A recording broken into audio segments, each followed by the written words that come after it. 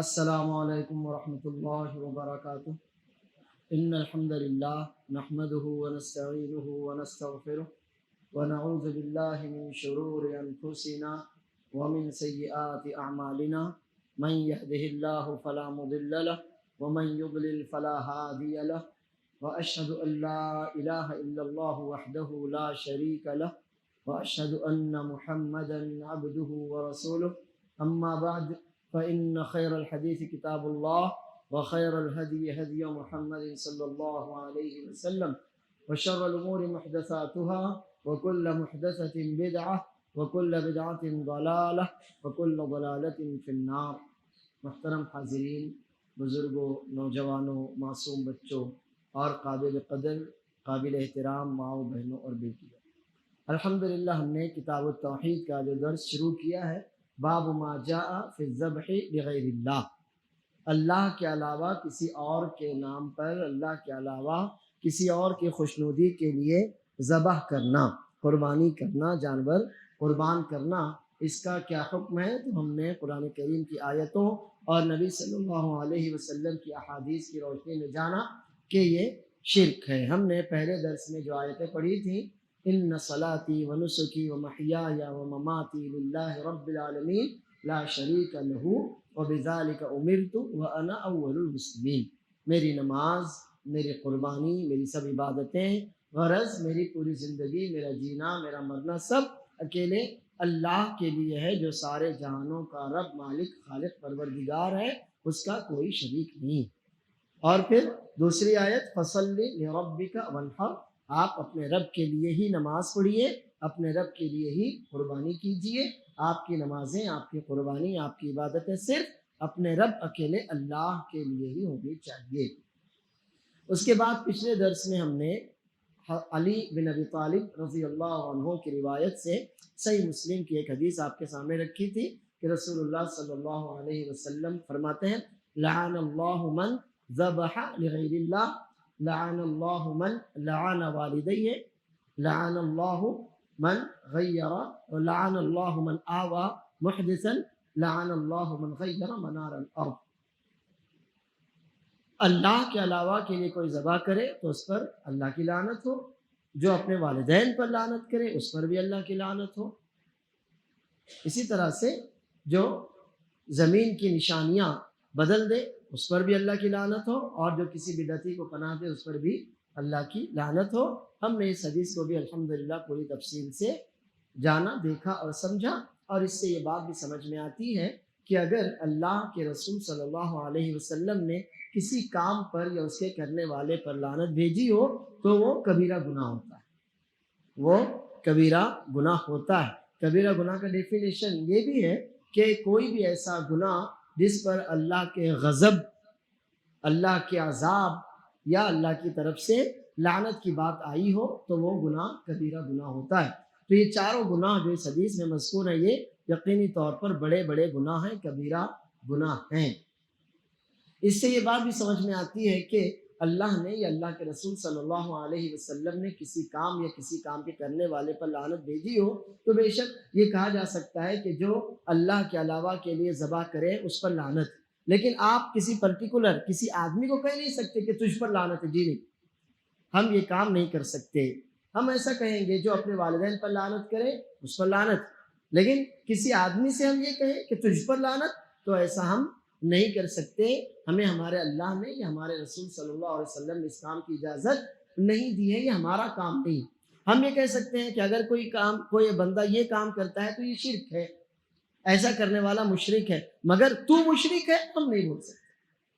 کوئی آدمی اگر مسلمانوں میں سے ہو ہم یہ کہہ سکتے ہیں کہ بھائی دیکھو اس کام کو اللہ نے یا اللہ کے رسول صلی اللہ علیہ وسلم نے شرک کہا ہے، آپ یہ کام نہ کریں کیونکہ شرک کرنے والا مشرک ہوتا ہے، مگر تم مشرک ہو ایسا بولنے کی ہم کو اجازت نہیں ہے۔ ہم ایسا کہہ سکتے ہیں کہ اگر کوئی بندہ یہ کام کرے تو وہ کام شرک ہے، کرنے والا مشرک ہوتا ہے، ہم یہ کہہ سکتے ہیں، لیکن تم مشرک ہو، تم کافر ہو، تم بدعتی ہو، ایسا بولنے کا ہمیں کوئی اختیار نہیں ہے۔ تو اس معاملے میں ہمیں احتیاط سے کام لینا چاہیے۔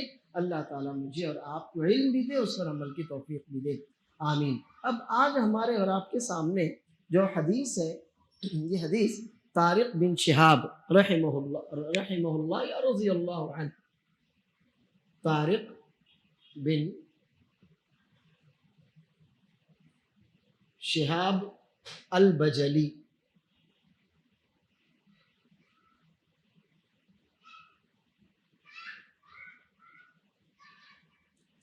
طارق بن شہاب البجلی رضی اللہ عنہ کی روایت سے ہے۔ اس حدیث کو امام احمد نے اپنی کتاب الزہد میں، اور اسی طرح امام ابو نعیم نے اپنی کتاب حلیۃ الاولیاء میں، اور اسی طرح سے امام ابو بکر بن ابی شیبہ نے اپنی کتاب المصنف میں روایت کیا ہے۔ تو حدیث ہمارے سامنے 3 کتابوں کی روایت سے ہے۔ امام احمد کی کتاب ہے الزہد،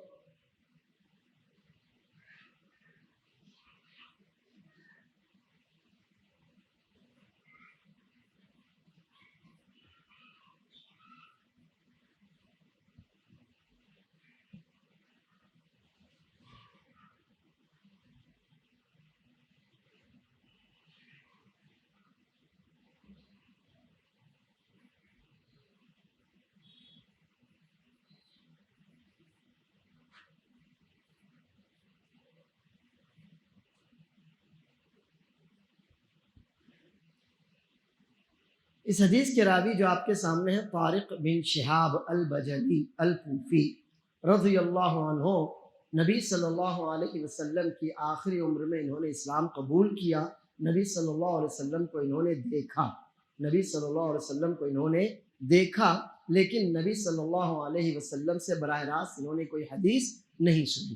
انہوں نے نبی صلی اللہ علیہ وسلم کو دیکھا ضرور ہے، لیکن نبی صلی اللہ علیہ وسلم کے ساتھ زیادہ رہنے کا انہیں شرف حاصل نہ ہو سکا۔ صحابی ہیں، چونکہ ایمان کی حالت میں نبی صلی اللہ علیہ وسلم کو انہوں نے دیکھا، اس لیے صحابی یقیناً ہے، لیکن نبی صلی اللہ علیہ وسلم سے انہوں نے خود براہ راست کوئی حدیث نہیں سنی ہے۔ اسی لیے ان کی اکثر روایتیں، جو بھی حدیثیں انہوں نے روایت کی ہیں، وہ صحابہ کرام کے واسطے سے ہیں، ابو بکر، عمر، عثمان، علی رضی اللہ عنہ مجمعین، اور یہ خود کہتے ہیں کہ میں نے ابو بکر اور عمر یا پھر عثمان اور علی رضی اللہ عنہ کے زمانے میں فتوحات میں حصہ لیا۔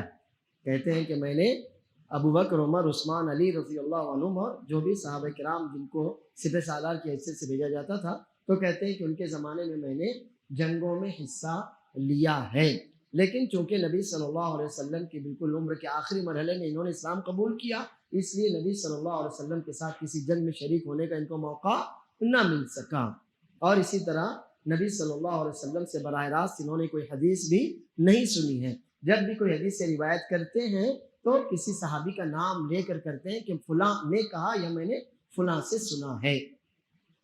اسی لیے بعض علماء نے ان کو تابعین میں سے شمار کیا، اسی وجہ سے بعض علماء نے ان کو تابعین میں سے شمار کیا۔ ان کو یہ تھوڑی مشکل ہوئی کہ ایک آدمی ہے جن کی روایتیں صحابہ کرام کے واسطے سے نبی صلی اللہ علیہ وسلم سے، تو سمجھنے میں تھوڑی مشکل ہوئی اور انہوں نے ان کو تابعی سمجھ لیا، کیونکہ تابعی ہیں جو براہ راست نبی صلی اللہ علیہ وسلم سے روایت نہیں کرتے، بلکہ وہ کہتے ہیں کہ کسی صحابی نے بیان کیا، مثلا ابو ہریرہ نے یا عبداللہ بن عمر نے یا انس بن مالک وغیرہ نے، تو صحابی کے واسطے سے نبی صلی اللہ علیہ وسلم سے حدیث روایت کرتے ہیں، اور بالکل یہی عمل طارق بن شہاب رضی اللہ عنہ بھی کرتے ہیں۔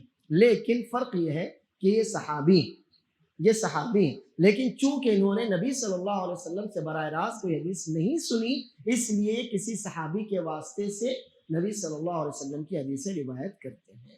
ان کی وفات 82 ہجری میں کوفہ میں ہوئی، ان کی وفات 82 ہجری میں کوفہ میں ہوئی، اسی لیے ان کو ان صحابہ کرام میں شمار کیا جاتا ہے جو کوفہ جا کر بس گئے تھے۔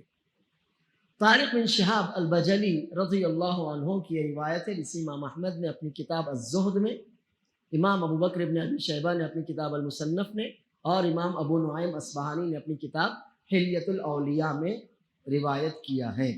یہ حدیث بعض علماء نے نبی صلی اللہ علیہ وسلم کی مرفوع حدیث کے طور پر روایت کی ہے، لیکن یہ نبی صلی اللہ علیہ وسلم کی حدیث کے طور پر ثابت نہیں، یعنی اس حدیث کا نبی صلی اللہ علیہ وسلم کی حدیث ہونا ثابت نہیں ہے۔ اسی لیے امام البانی رحمہ اللہ کہتے ہیں سلسلۃ الاحادیث الضعیفہ میں کہ اس حدیث کو طارق بن شہاب البجلی رضی اللہ عنہ نے سلمان فارسی رضی اللہ عنہ کے اثر سے روایت کیا. کس سے روایت کیا ہے؟ سلمان فارسی رضی اللہ عنہ سے روایت کیا ہے، اور وہ کہتے ہیں عن سلمان فارسی رضی اللہ عنہ کی حدیث سے انہوں نے اس حدیث کو روایت کیا ہے. اس کو کہتے ہیں موقوف. کیا کہتے ہیں اس کو؟ موقوف. یعنی کوئی حدیث اگر اس نے ہو کہ نبی صلی اللہ علیہ وسلم نے فرمایا تو اس کو کہتے ہیں مرفوع، یعنی نبی صلی اللہ علیہ وسلم سے وہ حدیث ثابت. اور اگر کوئی حدیث نبی صلی اللہ علیہ وسلم سے ثابت نہ ہو بلکہ کسی صحابی سے ثابت ہو تو اس کو کہتے ہیں موقوف، یعنی وہ حدیث نبی صلی اللہ علیہ وسلم سے نہیں بلکہ کسی صحابی سے ثابت ہے، تو اس کو موقوف کہا جاتا ہے.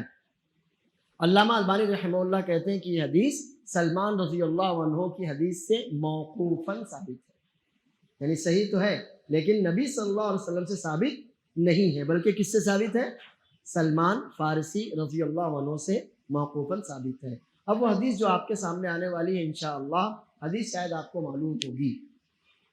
وہ یہ ہے کہ سلمان فارسی رضی اللہ عنہ کہتے ہیں دخل الجنت رجل فی ذباب ودخل النار رجل فی ذباب.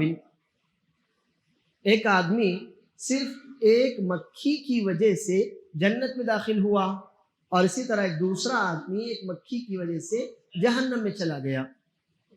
ایک آدمی صرف ایک مکھی کی وجہ سے جنت میں داخل ہوا جبکہ دوسرا آدمی اسی ایک مکھی کی وجہ سے جہنم میں داخل ہو گیا. اب یہ کیسے؟ پوچھا گیا یہ کیا واقعہ ہے؟ تو انہوں نے جواب دیا کہ دو لوگوں کا گزر، کہیں جا رہے تھے، مسافر تھے، ان کا گزر کسی بستی سے ہوا. اس بستی کے لوگ مشرک تھے اور ان کا ایک صنم، ایک بت تھا، ایک مورت تھی جس کی وہ پوجا یا ان کے اپنے اعتبار سے عبادت کیا کرتے تھے.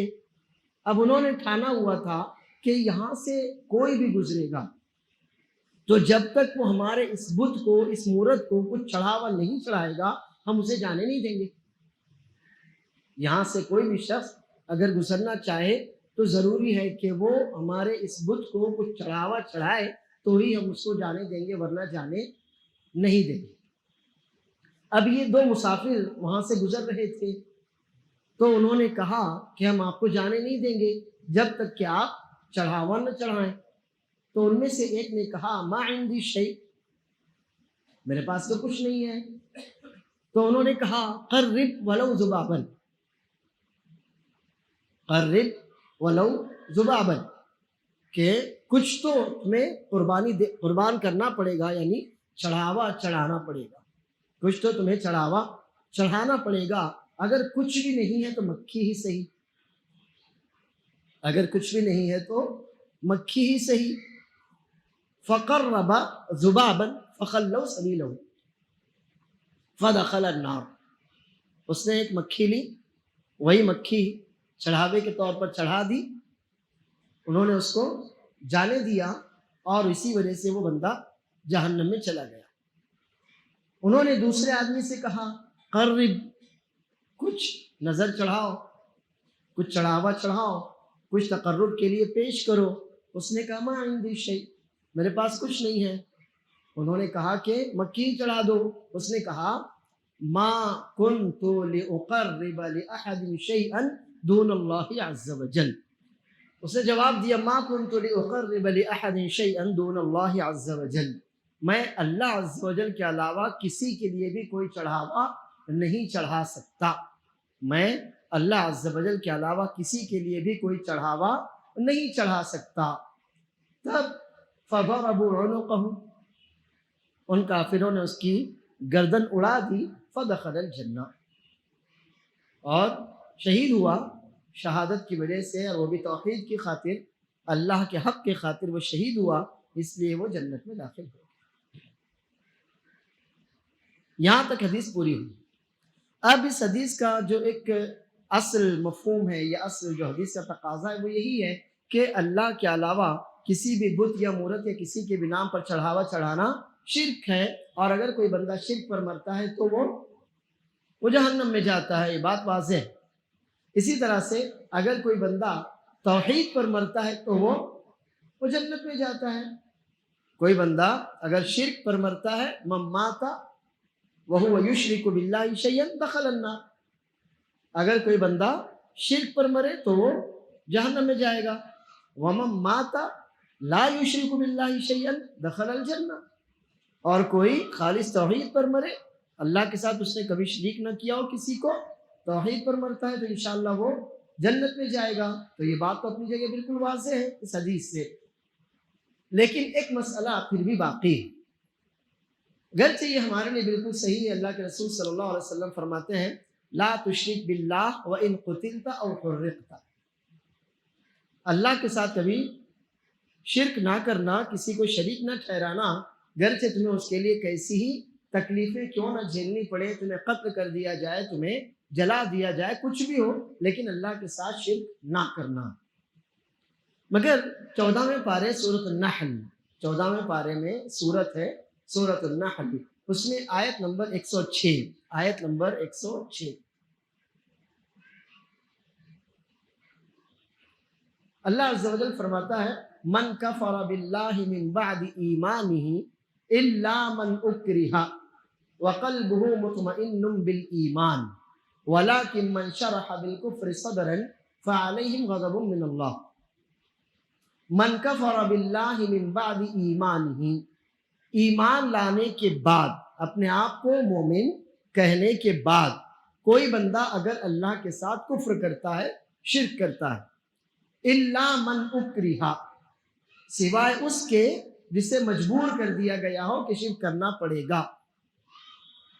ایک آدمی ہے، اسے مجبور کر دیا گیا، مثلا اس کی جان، کہ ہم جان لے لیں گے تمہاری، اب وہ مجبور ہو گیا، کہا گیا کہ تمہیں شرک کرنا پڑے گا، تو اللہ فرماتا ہے الا من اکرہ، ایسا آدمی معذور ہے، مجبور ہے، تو اس آدمی پر اللہ مشرک کا حکم نہیں لگاتا۔ پھر مشرک کا یا کافر کا حکم کس پر لگے گا؟ وَلَكِن مَنْ شَرَحَ بِالْكُفْرِ صَدْرًا، جو شرح صدر کے ساتھ یعنی کھلے دل سے بغیر کسی اعتراض کے، بغیر کسی ہل حجت کے شرک کو قبول کر لے۔ مومن تھا، کہا گیا شرک کرو سے کر لیا، تو وہ آدمی مشرک ہے، وہ آدمی کافر ہوگا۔ لیکن مومن ہے، اب کسی نے اس کی گردن پر چھری رکھ دی اور کہا کہ کفر کرو، شرک کرو ورنہ ہم تمہیں مار ڈالیں گے، تو کیا وہ اپنی جان بچانے کے لیے کلمہ کفر کہہ سکتا ہے؟ تو اللہ فرما رہا ہے وَلَكِنْ إِلَّا مَنْ أُكْرِهَ وَقَلْبُهُ مُطْمَئِنٌ بِالْإِيمَانِ، دل آپ کا ایمان پر مطمئن ہونا چاہیے، دل سے آپ مومن رہیں، دل میں آپ کفر کو اچھا نہ سمجھیں، اس کی برائی، اس کی گندگی، اس کی خباثت آپ کے دل میں رہے، آپ کا دل ایمان پر مطمئن رہے، تو اپنی جان بچانے کے لیے مجبوراً آپ کلمہ کفر کہہ سکتے ہیں۔ آپ اپنی جان بچانے کے لیے یا بہت سے مسلمانوں کی جان عزت بچانے کے لیے آپ کفریہ کلمہ کہہ سکتے ہیں۔ تو یہ ایک آیت تو ایسی ہے کہ اللہ عز و جل اجازت دے رہا ہے کہ اگر آپ مجبور ہو جائیں، معذور ہو جائیں، اپنی اپنے ساتھ اپنے اہل خانہ یا بہت سے مسلمانوں کی جان مال عزت کا معاملہ ہو جائے، تو بے شک آپ کلمہ کفر کہہ سکتے ہیں، لیکن شرط یہ ہے کہ وہ صرف آپ کی زبان سے ہو، دل سے نہ ہو۔ دل میں آپ کفر کو کفر سمجھیں، شرک کو شرک سمجھیں، اس کو غلط، خراب، حرام سمجھیں آپ۔ ہاں، وہ آدمی اللہ کے یہاں مجرم قرار پائے گا جو دل سے کفر کو قبول کر لے گا۔ اب یہاں جو حدیث ہے تو بظاہر آیت اور حدیث میں ٹکراؤ ہے کہ نہیں ہے؟ بظاہر آیت اور حدیث میں ٹکراؤ ہے کہ نہیں ہے؟ کیونکہ یہ آدمی مجبور تھا، اس کو مجبور کیا گیا نا کہ کرنا پڑے گا کلمہ کفر، تم کو کہنا پڑے گا، ہمارے اس بت کے نام پر کچھ چڑھاوا چڑھانا پڑے گا، تبھی جانے دیں گے، تبھی جانے دیں گے، ورنہ نہیں جانے دیں گے تم کو۔ تو اب وہ مجبور ہوا اور اس نے چڑھاوا چڑھا دیا۔ لیکن حدیث کیا کہتی ہے کہ جہنم میں چلا گیا۔ اور ہم نے جو آیت ابھی آپ کے سامنے پڑھی، دو ابھی ایک آیت اور رکھنے والے ہیں آپ کے سامنے، وہ آیت یہ کہتی ہے کہ اگر کسی کو مجبور کر دیا جائے تو اپنی جان بچانے کے لیے، اپنے اہل خانہ یا اور بہت سے مسلمانوں کی جان بچانے کے لیے وہ کلمہ کفر کہہ سکتا ہے، لیکن اس کا دل ایمان پر مطمئن ہونا چاہیے، تب تو کوئی مسئلہ نہیں ہے۔ اللہ فرماتا ہے لا یکلف اللہ نفسا الا وسعها، جتنی آپ کی طاقت ہے اللہ کی طرف سے آپ پر اتنی ہی ذمہ داری، اس سے زیادہ نہیں ہے۔ اسی طرح رسول اللہ صلی اللہ علیہ وسلم فرماتے ہیں رفع عن امتی الخطأ والنسیان وما استکرہوا علیہ، میری امت سے اللہ نے معاف کر دیا. کیا معاف کر دیا؟ خطا ہو گئی، غلطی ہو گئی، کرنا نہیں چاہتے تھے، ہو گئی، بھول گئے، ایک کام ہمیں کرنا چاہیے تھا نہیں کر سکے کیونکہ ذہن سے نکل گیا، ہم بھول گئے تو اللہ نے معاف کیا. اور اسی طرح سے وما استکرہوا علیہ، جس کام پر انہیں مجبور کر دیا جائے، جس کام پر ان کو مجبور کر دیا جائے تو اللہ نے وہ معاف کیا. اب آیتیں دو میں نے آپ کے سامنے رکھی، نبی صلی اللہ علیہ وسلم کی ایک حدیث آپ کے سامنے رکھی، جس سے یہ سمجھ میں آتا ہے کہ اگر کسی بندے کو کفر کرنے پر مجبور کر دیا جائے لیکن اس کا دل ایمان پر مطمئن ہو تو پھر اللہ عز و جل اسے مجرم قرار نہیں دے گا، اللہ عز و جل اسے مجرم قرار نہیں دے گا. ایسا بندہ مشرک اور کافر نہیں ہوگا.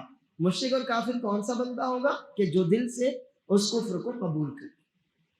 اب یہاں پر یہ حدیث جو ہمارے سامنے ہے وہ کہہ رہی ہے کہ وہ بندہ مجبور تھا، ایسا ہی ہے نا، بظاہر وہ بندہ مجبور تھا، تو اس اعتبار سے ہونا یہ چاہیے تھا کہ اس کو مومن مانا جاتا اور وہ جنت میں داخل ہوتا، جہنم میں داخل نہیں ہوتا.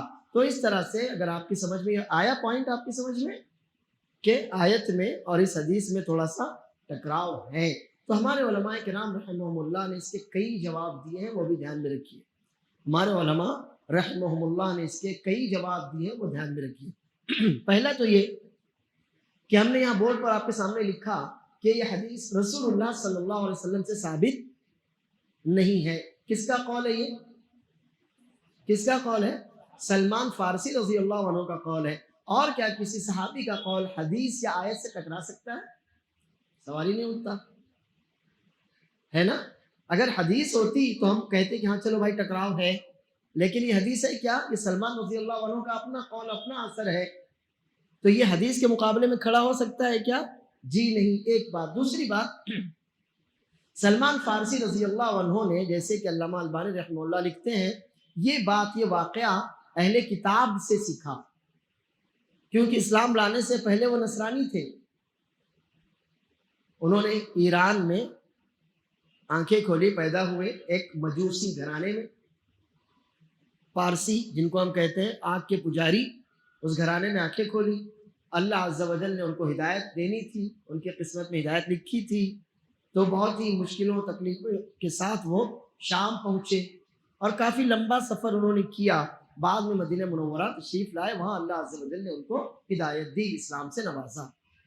تو نصارہ جتنے علماء کے ساتھ وہ رہے اس زمانے کے راہب، تو وہ سب کے سب نصارہ تھے. تو کہتے ہیں علامہ البانی رحمہ اللہ کہ یقینی طور پر انہوں نے یہ واقعہ کس سے سنا اور سیکھا؟ اہل کتاب نصارہ سے سنا اور سیکھا.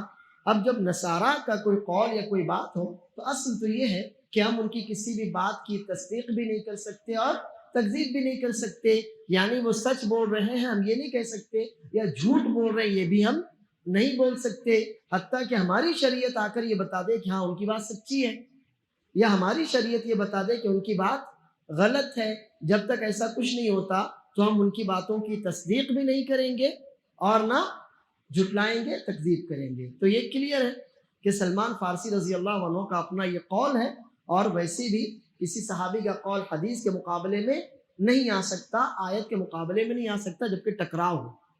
اور دوسری بات یہ بھی ہے اسی میں کہ سلمان فارسی رضی اللہ عنہ نے یہ واقعہ کس سے سنا؟ نصارہ، علماء نصارہ، کرسچن، ان سے سنا تھا. رسول اللہ صلی اللہ علیہ وسلم سے سنا ہے کہ انہوں نے یہ؟ جی نہیں. یہ تو ہو گئی پہلی بات.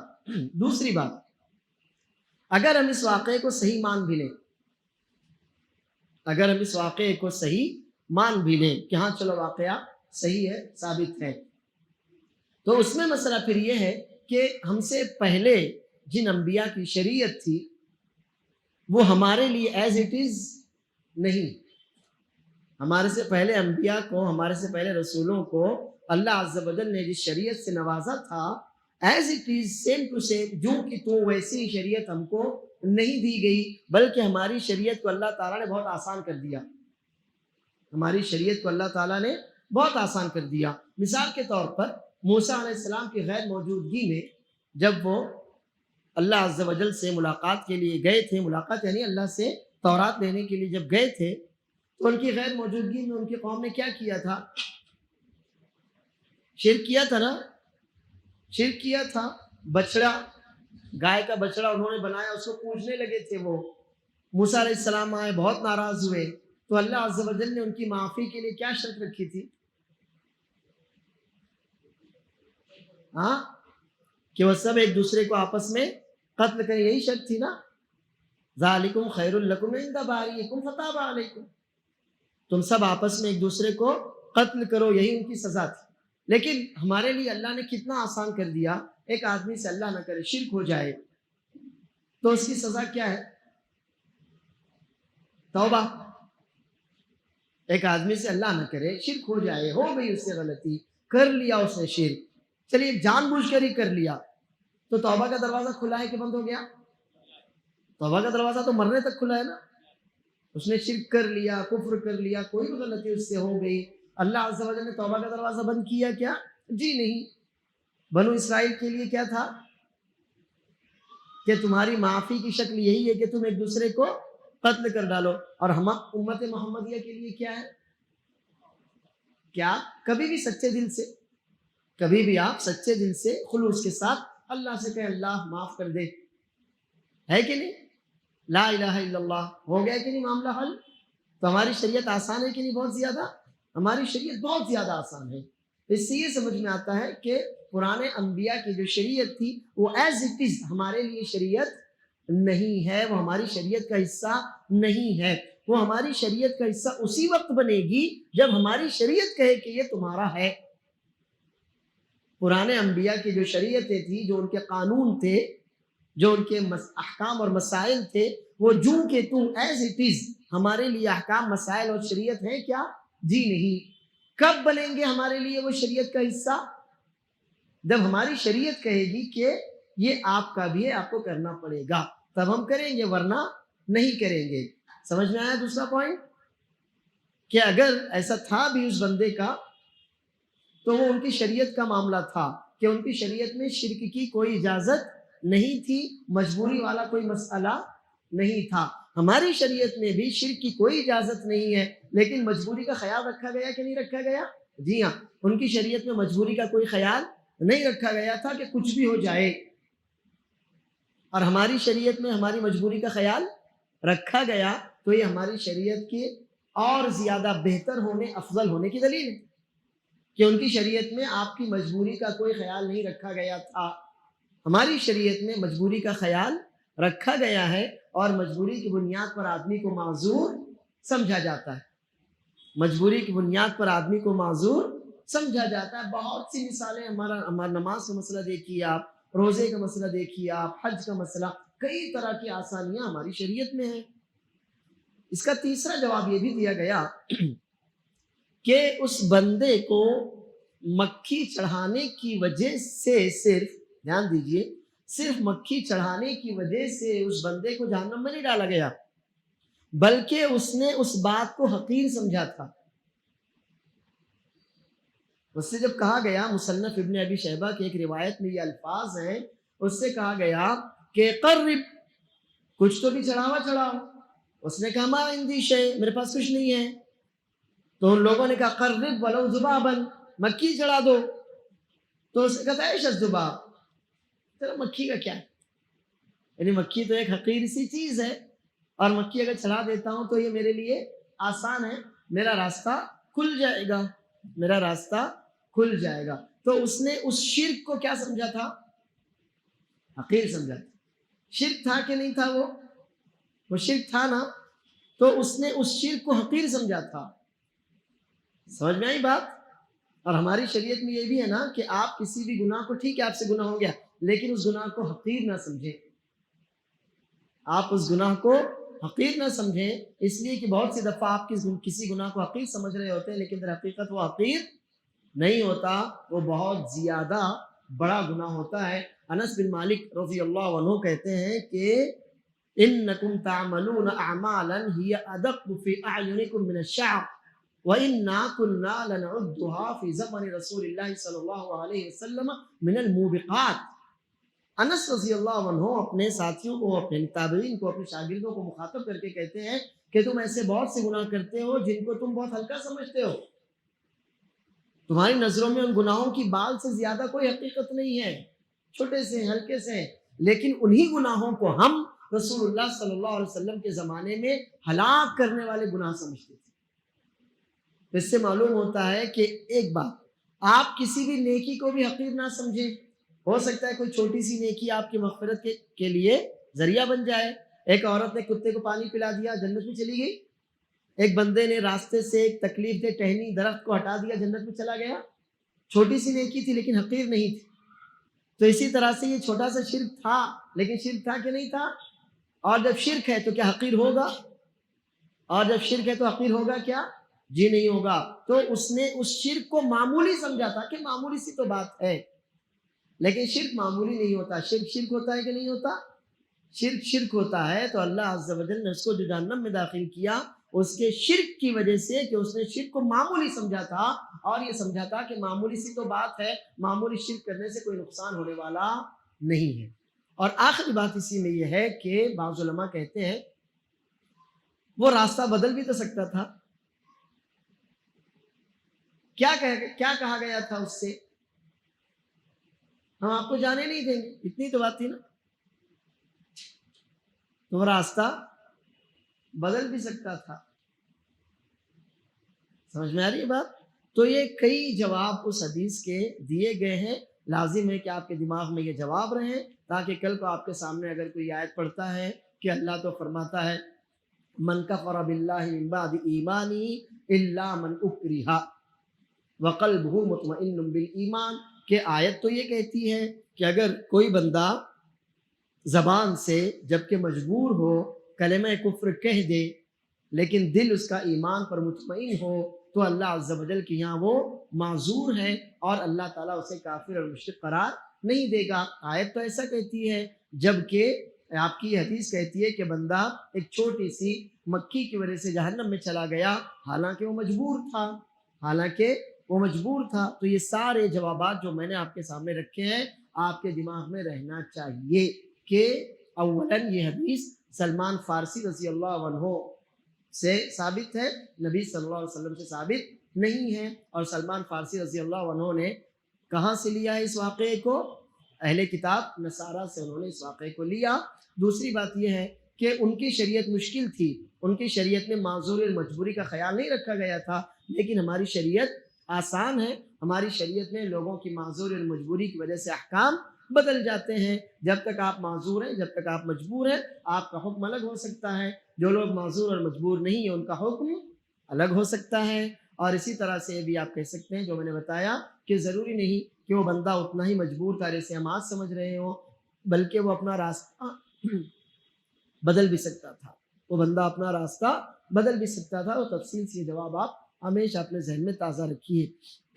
اور شیخ الاسلام محمد بن عبد الوہاب رحمہ اللہ نے اس حدیث کو سامنے رکھ کر جو بات ثابت کرنا چاہی ہے وہ یہی ہے کہ اللہ کے نام پر آپ کچھ دیں، کوئی چڑھاوا چڑھائیں، کوئی نظر مانیں، قربانی کریں تو بے شک یہ توحید کا حصہ ہے، لیکن آپ کا چڑھاوا چڑھانا اللہ کے علاوہ کسی اور کے نام پر ہے، آپ کا جانور کو ذبح کرنا اللہ کے علاوہ کسی اور کے نام پر ہے، تو پھر یہ شرک ہے، اور جو آدمی شرک پر مرے گا وہ جہنم میں جائے گا۔ یہاں تک ہمارا یہ درس مکمل ہوا۔ باب ما جاء فی الذبح لغیر اللہ، اللہ کے علاوہ کسی اور کے نام پر ذبح کرنے کا کیا حکم ہے۔ الحمدللہ یہاں تک آ کر یہ درس مکمل ہوا۔ وباللہ التوفیق، وصلی اللہ وسلم وبارک علی نبینا محمد۔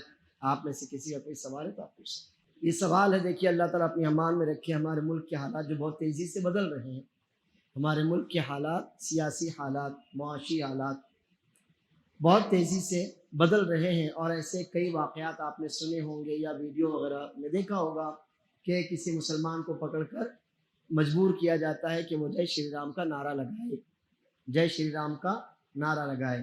تو اب اس مسلمان کے لیے دو راستے ہیں، اس مسلمان کے لیے دو راستے ہیں، کیا کرے وہ مسلمان دو راستوں میں سے کوئی ایک راستہ اختیار کر سکتا ہے۔ ایک راستہ ہے عزیمت کا،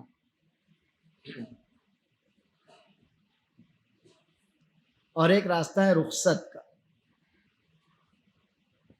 ایک راستہ ہے عزیمت کا اور ایک راستہ ہے رخصت کا۔ عزیمت لا تشرک باللہ وان قتلت او حرقت، اللہ کے ساتھ شرک نہ کرنا گرچہ تمہیں قتل کر دیا جائے، جلا ڈالا جائے، یہ عزیمت کہ وہ بندہ اللہ کے ساتھ شرک نہ کرے گرچہ اس کا کچھ بھی ہو جائے، تو یہ عزیمت ہے اور انشاءاللہ وہ بندہ شہید ہوگا۔ یہ پہلا راستہ۔ اور دوسرا راستہ ہے رخصت۔ رخصت من کفر باللہ من بعد ایمانہ الا من اکرہ وقلبہ مطمئن بالایمان، وہ اپنی یا اپنے اہل خانہ کی یا اور بہت سے مسلمانوں کی جان مال عزت بچانے کے لیے اگر کلمہ کفر کہہ دیتا ہے، لیکن اس کا دل ایمان پر مطمئن ہونا چاہیے۔ اگر دل ایمان پر مطمئن ہے اور وہ اپنی جان یا اور بھی بہت سے مسلمانوں کی جان مال عزت بچانے کے لیے کلمہ کفر کہہ دیتا ہے، یہ طے ہے کہ ایسا کہے گا تو چھوڑ دیا جائے گا، اور اس کو اور اس کے ساتھ بہت سے لوگوں کو، تو اس کے لیے گنجائش ہے وہ اس رخصت پر عمل کر سکتا ہے۔ اب یہ اس بندے کو خود طے کرنا ہے کہ وہ اس کا کیا کرنا زیادہ بہتر ہوگا۔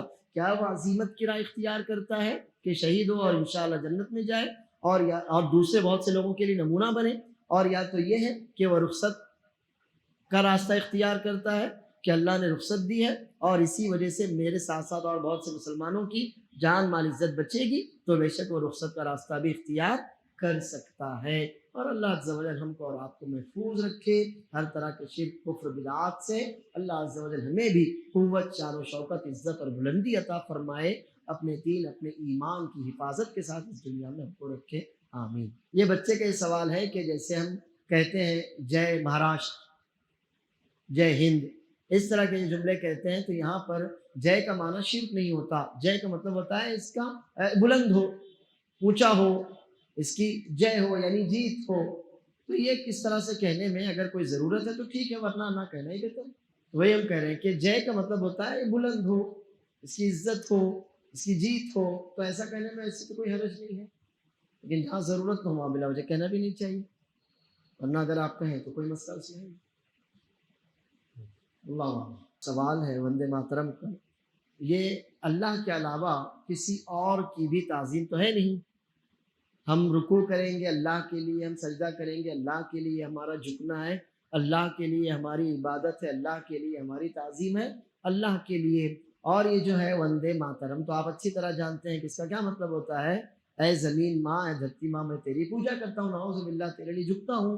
تو واضح ہے کہ یہ اللہ کے علاوہ کسی اور کے لیے جائز نہیں ہے، لہٰذا ایک مسلمان کو اس طرح کی باتوں سے، اس طرح کے گانوں سے، اس طرح کے گیت وغیرہ سے دور رہنا چاہیے، بچنا چاہیے، اللہ محفوظ۔ آپ اس سے یہ بھی کہہ سکتے ہیں کہ جیسے مزار، یہ مسلمانوں کی پہچان بن گئی مزار، حالانکہ ہماری پہچان ہے کیا؟ جی نہیں۔ کوئی غیر مسلم اگر مزار پر چادر وغیرہ چڑھاتا ہے تو سمجھتے ہیں مسلمانوں کی پہچان ہے اور اس نے مسلمانوں کو خوش کرنے کے لیے کہ، حالانکہ وہ ہماری پہچان ہے بھی نہیں، وہ کفر اور شرک کی علامت ہے، ہماری پہچان کیسے ہو سکتی ہے؟ وہ کفر اور شرک کی علامت ہے، وہ ہماری پہچان نہیں ہو سکتی۔ لیکن اب دیکھیے آج کا حال دیکھیے، تو یہ یاد رکھیے کہ مزار کسی کا بھی ہو، مزار یعنی قبر اندر کوئی مدفون ہے، اس کو آپ نے عمارت اس کے اوپر بنا دی ہے، اب اس پر کسی بھی طرح کا چڑھاوا چڑھانا، پھر وہ چادر ہو، وہ تیل ہو، وہ پھل فروٹ سبزیاں ہوں، یا اور جو بھی اس میں کام ہو سکتے ہیں، وہ سارے کے سارے کام شرک ہیں، اور ان کاموں میں کسی بھی طرح کی شمولیت بھی شرک مانی جائے گی، اور ان کاموں میں کسی بھی طرح کی شمولیت بھی شرک مانی جائے گی۔ مثال کے طور پر کیا آپ مزار پر چادریں تو نہیں چڑھاتے، لیکن وہ چادریں بیچتے ہیں جو مزار پر چڑھائی جاتی ہیں۔ مثال کے طور پر آپ مزار والے ناریل بھی پھوڑتے ہیں، سنا ہوگا دیکھا ہوگا آپ نے، ناریل آپ ٹھیک ہے، آپ مزار پر ناریل تو نہیں چڑھاتے، لیکن وہ ناریل مزار پہ جانے والوں کے لیے آپ بیچتے ہیں۔ اسی طرح سے پھول، بہت سے مسلمان پھول کا دھندا کرتے ہیں، بے شک آپ کریں بھائی، پھول کا دھندا جائز ہے، لیکن مزار پر چڑھانے کے لیے آپ پھول بیچیں، مزار کے باہر آپ کی دکانیں ہوں تاکہ لوگ آپ کے پاس آئیں اور اس مزار پر چڑھانے کے لیے آپ کے پاس سے پھول لے کر جائیں، تو پھر یہ جائز نہیں ہے۔ تو بہت سے دھندے، بہت سے کاروبار اصل حالت میں تو جائز ہے، جیسے ناریل کوئی بیچنا چاہے بے شک بیچے، جائز ہے، لیکن وہ مزار پر چڑھانے کے لیے بیچے تو پھر وہ جائز نہیں ہے۔ پھول بے شک آپ پھول بیچ سکتے ہیں، لیکن کوئی مزار پہ چڑھانے کے لیے پھول بیچے تو پھر وہ جائز نہیں ہے. ان باتوں کا ہمیں خیال رکھنا چاہیے. واللہ سوال یہ ہے کہ ایک بندہ ہے جو دوسروں پر الزام لگاتا ہے، ان کے ساتھ برا سلوک کرتا ہے، تو کیا ہم ایسا کہہ سکتے ہیں کہ اگر آپ ایسا کرتے رہیں تو آپ پر اللہ کی لعنت برسے؟ یعنی آپ اس کو بد دعا دیں، یہی نا، کسی آدمی کو آپ بد دعا دیں. تو دیکھیے، تشریف رکھیے، پہلے تو یہ یاد رکھیے کہ اللہ کے رسول صلی اللہ علیہ وسلم فرماتے ہیں لیس المؤمن بالطعان ولا باللعان، مومن تانے دینے والا اور لعنتیں کرنے والا نہیں ہوتا. مومن نہ تانے دیتا ہے لوگوں کو اور نہ لعنتیں بھیجتا ہے، اس پر لعنت، اس پر لعنت، اس پر لعنت. یہ کام مومن کا نہیں. اسی لیے اللہ نے ہم سے یہ بھی نہیں کہا کہ تم شیطان پر لعنت بھیجو. قرآن کریم کی ایک آیت بھی آپ نہیں بتا سکتے جہاں اللہ نے یہ کہا ہو کہ شیطان پر لعنت بھیجو. جی نہیں. اللہ نے خبر دی ہے لعنہ اللہ، 5 پارے سورہ نساء میں اللہ عز و جل نے خبر دی ہے کہ اس پر اللہ کی لعنت ہے، لیکن آپ سے نہیں کہا کہ مسلمانوں شیطان پر لعنت بھیجو. تو اس معاملے میں ہمیں بہت احتیاط کرنا چاہیے، اس لیے کہ لعنت یہ اللہ عز و جل کی رحمت سے دوری کی بد دعا ہے. لعنت اللہ عز و جل کی رحمت سے دوری کی بد دعا ہے. ہاں آپ یہ کہہ سکتے ہیں کہ اللہ نے یا اس کے رسول صلی اللہ علیہ وسلم نے ایسا کام کرنے والوں پر لعنت بھیجی ہے، اس لیے آپ ایسا کام نہ کریں. مثلا ایک آدمی شراب بیچتا خریدتا ہے، تو شراب بیچنے خریدنے والے پر ہے نا اللہ کے رسول صلی اللہ علیہ وسلم کی لعنت. تو آپ یہ نہ کہیں تو شراب بیچتا ہے تجھ پر اللہ کی لعنت. جی آپ یہ نہ کہیں، آپ یہ کہیں کہ ایسا کام کرنے والے پر اللہ کی یا اللہ کے رسول صلی اللہ علیہ وسلم کی لعنت ہے. آپ ایسا کہہ سکتے ہیں، مگر تجھ پر لعنت تو یہ کام آپ کا نہیں ہے. آپ جہاں تک ممکن ہو اپنی زبان کی حفاظت کریں. واللہ اعلم. کوئی سوال نہیں ہے تو پھر اجازت دیجیے. اللہ نے چاہا تو انشاءاللہ اگلے ہفتے ملاقات ہوگی. وباللہ التوفیق. والسلام علیکم ورحمۃ اللہ وبرکاتہ.